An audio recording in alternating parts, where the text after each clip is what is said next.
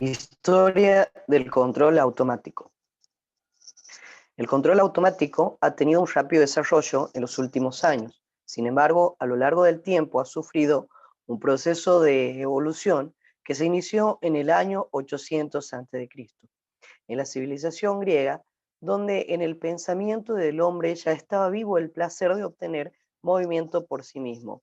4 siglos después, Aristóteles intuía que el automatismo liberaría el trabajo humano cuando cada una de las herramientas pudiese cumplir su tarea obedeciendo una orden o simplemente intuyéndola.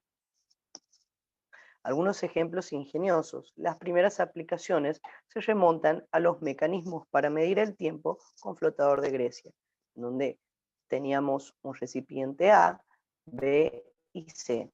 El recipiente del medio se cuidaba de mantenerlo siempre en un cierto nivel con la finalidad de obtener un flujo continuo, constante y no variante que iba hacia un recipiente C. En este teníamos un flotador que nos indicaba una escala graduada que estaba hacia la derecha del mismo. Otro invento ingenioso de la antigüedad es el reloj de Ctesibius, que fue construido alrededor de 250 a.C. Es considerado el primer sistema de control automático de la historia, con un principio bastante similar. En este recipiente, el agua que ingresaba iba haciendo ascender un flotador en el que teníamos unido una suerte de peine, por así decirlo, que hacía girar un engranaje unido a una aguja que indicaba el tiempo. Otro ejemplo de la antigüedad es la fuente mágica de Herón de Alejandría. Así seguimos en la línea de tiempo hasta 1769. James Watt, un ingeniero escocés, patenta las mejoras de la máquina de vapor utilizada para las bombas de agua en las minas. La idea original fue de Thomas Newcomb, un herrero inglés que patentó su idea en 1712. El principio de este invento es calentar agua. Esto genera vapor, en donde una vez que se generaba el suficiente vapor, se abría esta válvula. El vapor pasaba hacia un pistón, en donde este vapor hacía ascender un émbolo.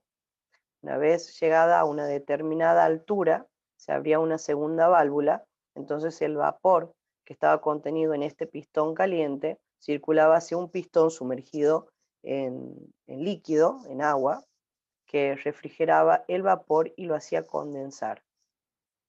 Y bueno, después se repetía el ciclo. Este sistema hacía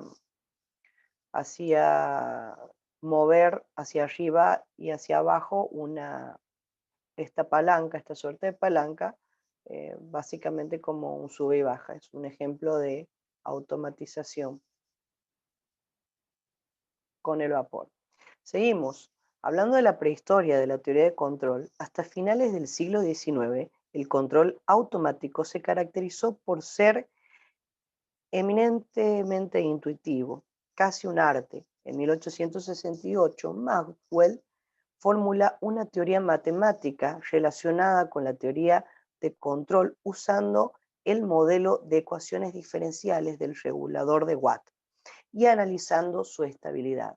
Así seguimos hasta 1892, donde Lyapunov estudia la estabilidad a partir de las ecuaciones diferenciales. Seguimos en 1922, Minorski trabaja en controladores automáticos de dirección en barcos y muestra cómo se podría determinar la estabilidad a partir de las ecuaciones diferenciales. Aquí tenemos la utilización del primer sistema proporcional, integral y derivativo, o PID. En 1932 Nyquist diseñó un procedimiento simple para determinar la estabilidad en sistemas de lazo cerrado. Y así seguimos desde 1950 hasta la era actual, donde sistemas con una entrada y una salida pierde su solidez ante sistemas con entradas y salidas múltiples. En 1960 ya tenemos aplicaciones espaciales e industriales. En 1980 hasta la fecha, los descubrimientos en la teoría de control moderna se centran en el control robusto. Aparecen los transmisores inteligentes y se aplica el sistema industrial abierto, entre otros. Pero en sí, ¿qué es el control? Es la acción o el efecto de poder decidir sobre el desarrollo de un proceso o de un sistema. Es la manipulación de algunas variables de proceso para conseguir que ellas u otras actúen en una forma deseada.